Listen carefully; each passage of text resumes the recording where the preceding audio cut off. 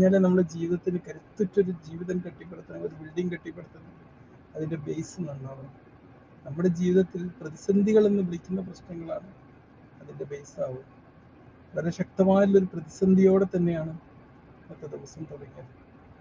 പ്രതിസന്ധി വരുമ്പം ഒന്ന് ബേജാറായി നിൽക്കല്ല വേണ്ടത്, അതിനൊരു സൊല്യൂഷൻ കണ്ടെത്തുകയാണ് വേണ്ടത്.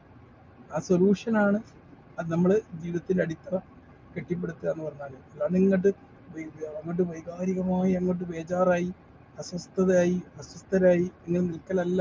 പ്രശ്നങ്ങൾ കൊണ്ട് അതല്ല ചെയ്യേണ്ടത്. സൊല്യൂഷൻ കണ്ടെത്തുക. സൊല്യൂഷനിലേക്കുള്ള വഴികൾ ഞാൻ ചോദിച്ചു.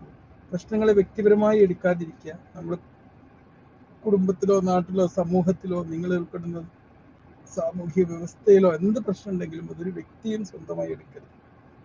ഒരിക്കലും നമ്മുടെ ജീവിതത്തിൽ നമ്മളെ പ്രശ്നങ്ങളെ പോലും വ്യക്തിപരമായി എടുക്കരുത്. Hi Rajesh Angel.